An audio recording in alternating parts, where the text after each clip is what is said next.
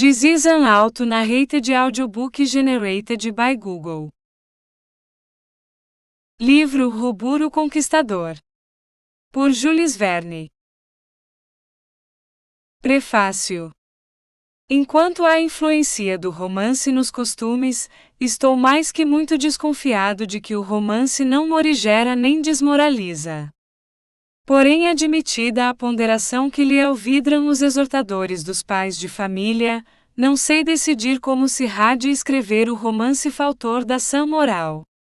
São dois os expedientes: levar os personagens viciosos ao despenhadeiro, ou criar anjos num paraíso sem serpente. Na primeira espécie, mostra-se a luta de virtude e crime, natural e concludentemente triunfa a virtude. É o costume com sacrifício, às vezes da verossimilhança. Na segunda forma de romancear, a virtude recebe as ovações sem batalha. O romancista põe peito à reformação das obras de Deus, e corrige-as. Quando seus personagens se avizinham de algum sujo aguaçal, em que é uso a gente comum salpicar as botas, atam-lhe asas de serafins, e largam-lhe trela por esse azul dos seus dentro, até lhes vir a jeito pois a usem alegretes de flores. São estes os romances que moralizam ou os outros? É a minha dúvida. Convém mostrar as repulsões do crime lá embaixo, onde a providência social lhes cavou a paragem, ou é melhor conduzir por entre hortos ameníssimos, os nossos personagens engrinaldados, e mete-os no céu finalmente? Um homem de bem, proprietário de um dos primeiros jornais deste país, costuma editar os meus romances com a previa cláusula de não serem historias de crimes, que toquem direta ou indiretamente com a probidade da vida conjugal, ou revelem desdouros da honra doméstica. Há poucos dias tivemos esta prática. Querem os pais de família que suas filhas ignorem a corrupção, que lavra nos patanos da sociedade, observou-me o meu amigo. Os pais de família, contestei, não conseguem isso, enquanto não acharem o caminho da lua, onde presumo que não há costumes nem romances.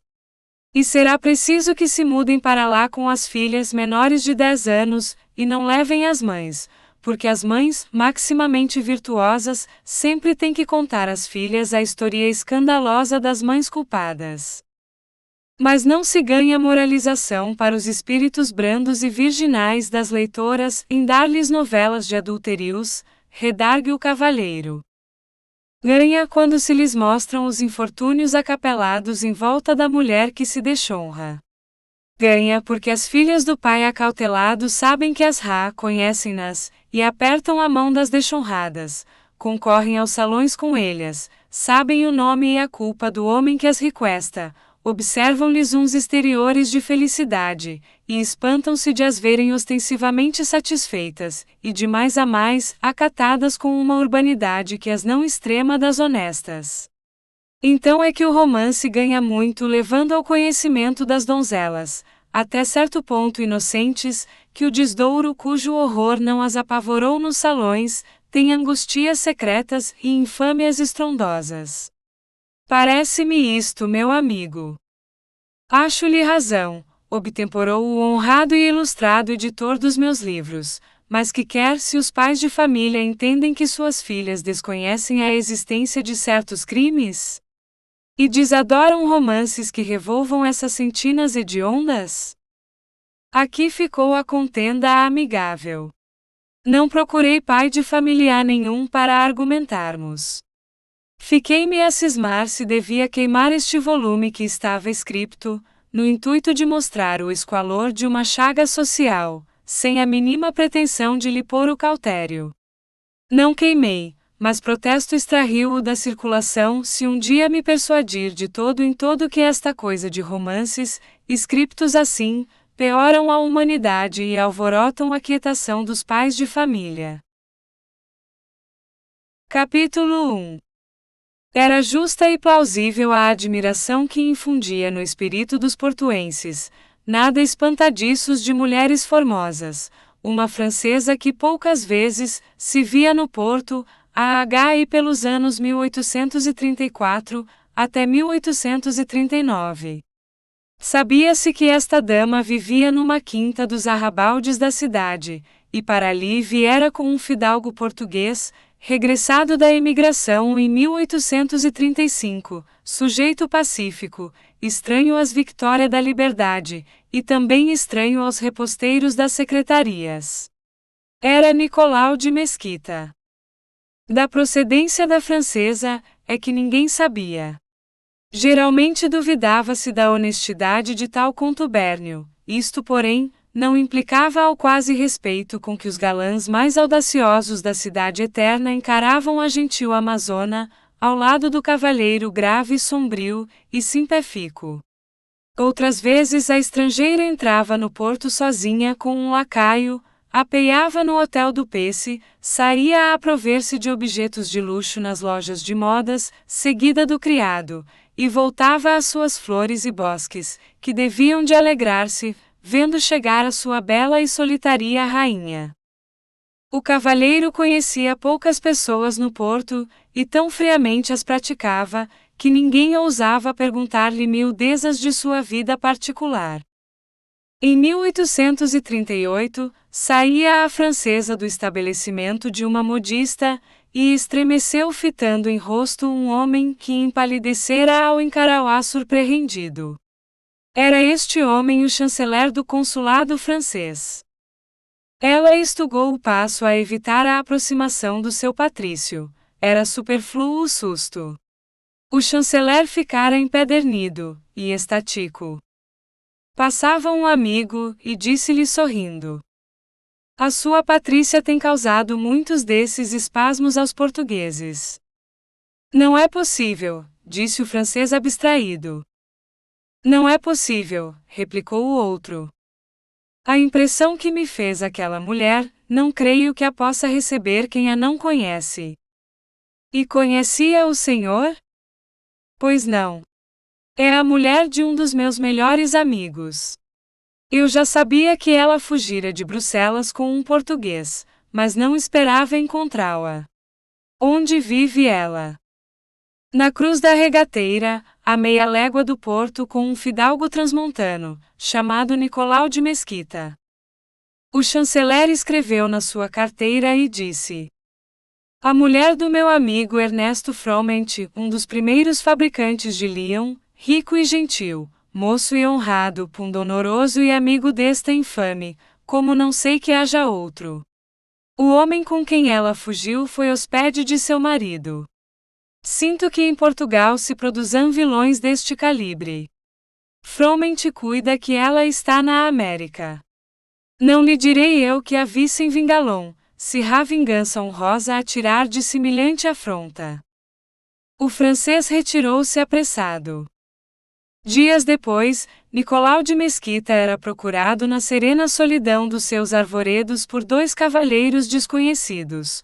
Um era o cônsul francês, o outro pessoa importante da sociedade portuense. O chanceler desafiava Nicolau, em nome de um marido infamado. O português tergiversou na resposta.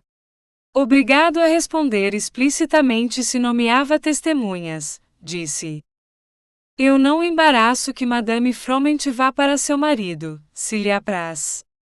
Bater-me com um cavalheiro, em quem não reconheço direitos a pedir-me contas, não o faço, sem alienar o juízo que tenho." O cônsul redarguiu com azedume.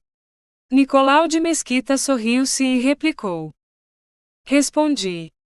Os cavalheiros excedem as suas funções, e colocam-me numa posição desagradável. Estas dissertações costumam resolver-se melhor nas estradas." O português da provocação ficou-se, mas o cônsul mordeu os beiços até sangrarem. A senhora Froment, assim que os estranhos visitantes saíram, correu assustada a indagar a causa. Nicolau respondeu glacialmente: "Depois de 6 anos, um amigo de teu marido manda-me desafiar. Não me bato." "Quem te desafia?" "É o chanceler?" "Não aceites que ele é temível", acudiu ela. O orgulhoso abespinhou-se, e disse severamente: Não há homens temíveis para mim. Não aceito, porque é preciso muito coração para que um homem se bata por amor de qualquer mulher. Pungente grosseria. A francesa emudeceu transida. Bem o presentia ela, mas ainda lhe não tinha ouvido. Emboscou-se entre as árvores a chorar. O orgulho.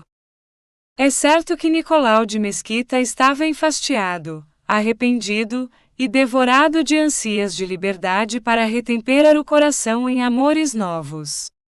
Pensava nas delícias de uma vida honesta, falsa virtude que vem sempre com o enojo da mulher, que a sociedade honesta repele.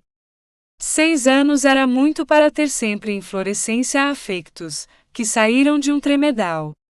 As idealidades do vício são efêmeras, o orgulho pode fingi-las, mas d'alma adentro não há império que senhoreie o atroz pungimento do tédio. O sorriso é um trejeito vaidoso, que intenta escarnecer a censura do mundo, ou rebater a comiseração. Nicolau de Mesquita amara a mulher do amigo, que lhe aligeirara os anos do exílio. Infâmia irritante em ânimo até daqueles que propriamente se sentem mordidos do remorso de um delicto semelhante. Amara até ao absoluto desprezo de si mesmo. Seguira-a de Lyon à Bélgica. E daqui se fugira com ela para Portugal, enquanto o marido for a Paris pressurosamente a cuidar em negócios urgentes de sua indústria. Depois ainda 1 ano se não tinha passado, e já Nicolau media a profundeza de sua ignominia, e espedaçava-se as garras do opróbrio de si próprio. Tardia honra que nunca pode chamar-se reabilitação, penitência, que no conceito do mundo terá remido os arrependidos, mas que no juízo da providencia deve de ser apenas começo de expiação muito longa. Chegado a Portugal, Nicolau ainda tinha mãe. Repugnou-lhe entrar em sua casa com uma mulher, mais perdida aos olhos dele que aos da sociedade se a conhecesse. Já lhe parecia que o apresentar como sua esposa era injuriar as virtudes de sua mãe, e injuriar-se a si. Não mais se levantará diante do homem que a estimou, a mulher assim desprezada. Alugou a quinta nos arrabaldes do porto e aí ficou. A francesa era a mulher coerente com o seu crime. A mudança da fisionomia do amante, a nudez da frez baixa e seca, a nenhuma poesia do gesto e da palavra, os longos silencios interpolados de suspiros, os vincos da fronte, os sorrisos contrafeitos, as abstrações e respostas incongruentes, que mais carecia ela para cair em joelhos aos pés do algoz da sua felicidade, e pedir-lhe a morte? Não se lembrou de isso. Era mulher e francesa. Ao pungimento da deshonra, botaram-se os fios no hábito de a praticar. Caíra de tão alto, que já não media com a vista a altura da queda. As mulheres que chegam até aqui, tocam a extrema do pudor. Daí em diante se choram não é remorso, é a áspide do orgulho que as morde. Margarida Froment aceitava a liberdade do amante, em proveito do amor decadente. Cuidava ela que as pompas no trajar remoçariam o afecto envelhecido. Vestia-se e galeava a primor. Achava-se linda. Aos 28 anos não invejava o frescor das suas 15 primaveras. Oferecia-se assim aos olhos de Nicolau, e muitas vezes cuidou que triunfava quando queria. Esta vaidade era-lhe um esteio. Enquanto um demonio amigo lhe desse tal escudo, contava ela com a vitória sobre o fastio do amante. Quando a tristeza a alquebrava mais, era-se, no lavor de enfeitar-se, lhe vinha a lembrança que seu marido a tinha amado muito, ainda desenfeitada. Tristeza de vaidade dorida, e mais coisa nenhuma que possamos chamar castigo. Os castigos ao chegarem rasgam por outras fibras mais sensíveis.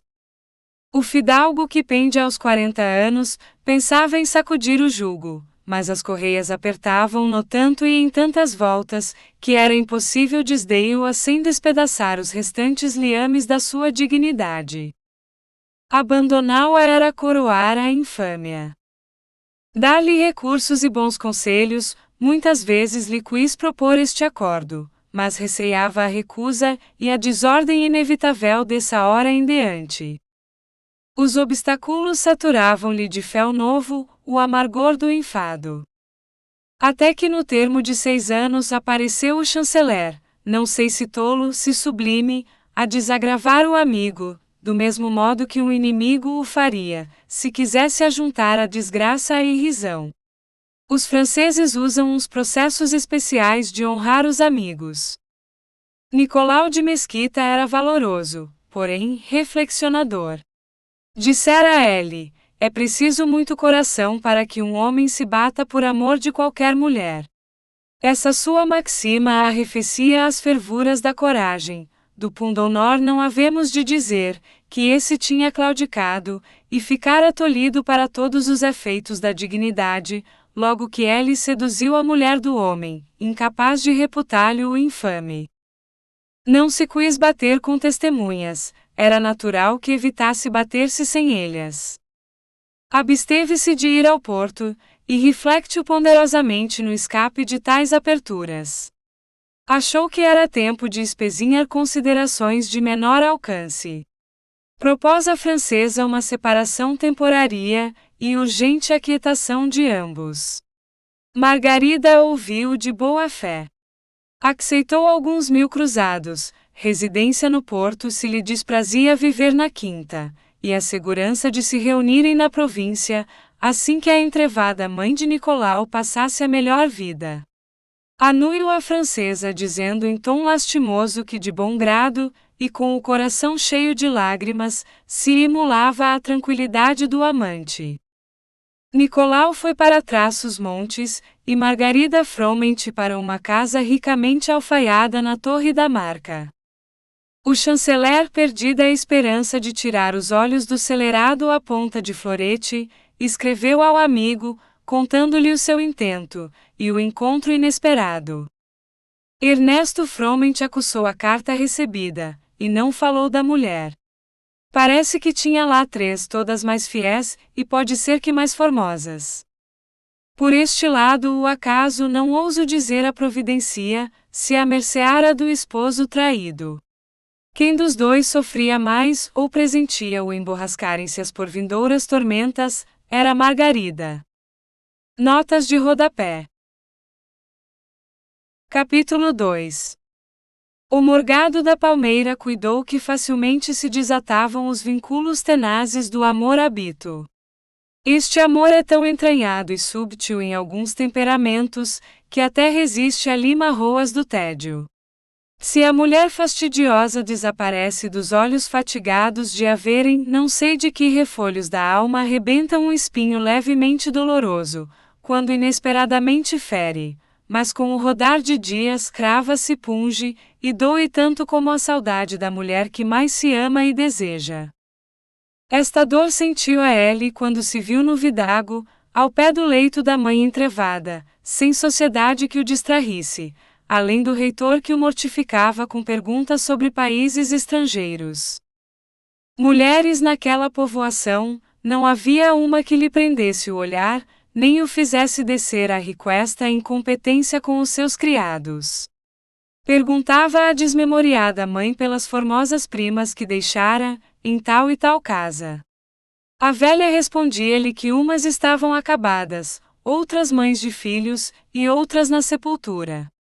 Nicolau de Mesquita espantava-se de achar extincta a formosura das primas da sua criação. Os homens que não descaem ou fingem não descair da mocidade tão depressa, assombram-se da mudança que 10 anos fazem no rosto e na alma das mulheres suas contemporâneas. Foi isto grande parte na saudade que por pouco o não impeliu ao porto. Se fosse antes de reacender-se na chama do seu antigo amor a Margarida, uma nova enchente de tédio lhe apagaria as faíscas instantâneas. Estes amores são relâmpagos. Nas trevas que se carregam depois, há um abafar de coração, angustia incomparável com a tristeza da saudade. Ele adivinhava este segredo, que todos sabemos de animo frio, e todos ignoramos, se a paixão nos desluz a razão experimentada nos desvários próprios e nos alheios. Ainda assim pode ser que o preságio o não demovesse, conteve-o, porventura, o receio de expor-se às iras do chanceler. Margarida, enquanto a perplexidade do amante durou, recebeu cartas muito amoráveis, que lhe consolaram a vaidade.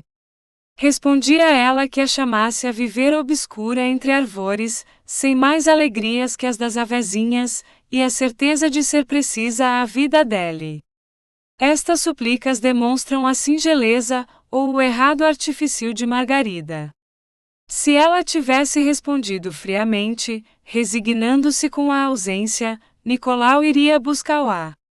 Nós entendemos sempre que a resignação é renúncia. O ciúme faz então prodígios que nivelam o mais descaroado orgulho com a alucinação de Werther ou Otelo. Permaneceu morgado na indecisão, até que um dia, foi a Chaves concorrer a um baile, com que seu primo Martinho Xavier de Souza Vaia celebrava o natalício de sua filha primogenita Beatriz. Tinha 16 anos esta menina. Rosto e candura do céu. Alegria de borboleta na primavera entre as alvíssimas flores do espinheiro. Nicolau dançou com sua sobrinha, ou prima. Ele antes queria que Beatriz lhe chamasse primo. Passou a noite, ninguém vira dançar o morgado da palmeira com outra dama. E a rainha da festa, uma vez apenas esvoaçara na sala amparada, se não levemente presa por um dos anéis louros do seu cabelo à espadua de outro homem. De Nicolau de Mesquita diziam as mulheres, parece que tem 20 anos. Como está moço, e que erosidade na dança. Pois tem perto de 40, atalhava um moço de 20 com um sorriso e abanar de cabeça desdenhoso. Acabou nesta noite a indecisão de Nicolau, respeito a Madame Froment. Recolhendo ao vidago, encontrou uma carta em que ela amorosamente o ameaçava de ir procurá-lo, sem consentimento prévio. Apressou-se ele a responder-lhe que se contivesse, a não querer contraria-o. 2 dias passados tornou para Chaves, a cumprir a promessa de 15 dias de hospedagem em casa de seu primo Vaia. 15 dias de jantares e saraus, em que Nicolau de Mesquita impressionou muitas damas com o leve incomodo de contar anedotas joviais, costumes estrangeiros, amores celebrados, aventuras estranhas, coisas de chorar e de rir, iguarias para todos os paladares. Beatriz era das que folgava das historietas facetas. Casos de lágrimas enterneciam-na até lhe molestarem os nervos. Pediu ela a seu primo contos engraçados. E Nicolau, que nunca em sua vida tivera graça, transverteu-se por milagre de amor, e fez rir a filha de seu primo. A sós consigo o morgado da palmeira, que vira muito e brilhante mundo, quase que de si mesmo ria. Voltou a casa, onde o chamara o aviso de estar a mãe em perigo de vida. Assistiu-lhe a morte. Fez-se enterro pomposo, encerrou-se por 8 dias, pagou as visitas e voltou para Chaves. Neste sucesso não deu parte a Margarida nem respondeu às cartas que encontrara, queixosas do seu silêncio. A esposa de Ernesto Froment tinha morrido para o amante, como para o marido. A providência ordenara à formosa de Chaves que lançasse a prevaricadora no fogo expiatório, não lavareda devorante, mas brasido lento, que lhe fosse queimando fibra por fibra os órgãos todos onde a vida humana pode sofrer e morrer 1000 vezes. Nicolau lembrava-se dela com susto, e às vezes com remorso, o susto de a ver atravessar-se em seus desígnios, o remorso de atirá-la a um caminho sem saída que não seja garganta de voragem. Adiante. Nicolau de Mesquita conhecia milhares de exemplos. Em Paris, cada homem dos admirados e invejados no Bosque de Bolonha, no Café Tortoni, nos centros da mocidade insigne, podia contar dezenas daquelas historias, laudas da biografia dolorosa que as mulheres das salas repetiam sem horror. O horror das mulheres das salas era para as vítimas. Homens sacrificados é que ele não conhecera. Homens que emulassem os melhores anos da sua mocidade a um dever, que o mundo chama um escândalo. Homens que em cada primavera do coração, arrancassem os renovos prometedores de muitas alegrias, e os atirassem fenecidos aos pés de uma como estátua, incapaz de avaliar a renunciação, ou pior ainda, persuadida do dever do sacrifício. Nisto cogitará ele em todos os dias dos 6 anos de captiveiro. Agora na liberdade era preciso ser homem como todos, ser forte para não ser infeliz e ridículo, porque a desgraça dos penitentes, que não podem nobilitar com alguma sombra de moral comum, o grandioso holocausto de sua liberdade, é irrisória. E depois quem sabe? Margarida voltará para a França, onde tem o marido e a mãe. Se o marido a recebe, feliz culpa que a mete ao caminho da reabilitação. Se a rejeita, a mãe lhe abrirá os braços, e o sanctuário da família lhe purificará o espírito. Esta moralidade, subitamente formada no ânimo do morgado, é uma zombaria da virtude. Faz-se muita moralidade assim, a sociedade às vezes aplaudia, e sai em auxílio dos moralizadores. Com estas hipóteses combatia Nicolau de Mesquita, o impertinente remorso, quando ia para Chaves. Porém assim que se refugiou sob os olhos tutelares de Beatriz, a quimera da consciência fugiu espavorida. Martinho Xavier perguntara à sua filha se o primo de Vidago lhe dizia particularmente palavras indicativas de algum sentimento mais forte que o do parentesco e amizade. Beatriz corou. O pai ficou satisfeito. E noutro ensejo perguntou-lhe: Gostas do primo Nicolau? Sê sincera, minha filha. Não desgosto, balbuciou a pomba. E se ele quisesse ser teu marido, aceitarias de boa vontade? Querendo meu pai. Eu não quero nem deixo de querer. Consulto a tua vontade. Eu. Aceitas? Pois sim. Mas, tornou Martinho Xavier, tu antes da vinda de Nicolau parece que aceitavas a corte do primo de Faiens que foi criado contigo. Beatriz corou e calou-se. O pai achou prudente calar-se também neste artigo melindroso, e volveu ao essencial. Nicolau perguntou-me se o teu coração estava livre. Respondi que o supunha desprendido de afeição seria. Quis ele saber se tu quererias ligar a tua mocidade aos anos já adiantados de um homem, que te amaria como esposo, e estremeceria como pai. Vou dar-lhe a tua resposta, se é que lhe não deste. A menina fez um gesto de assentimento.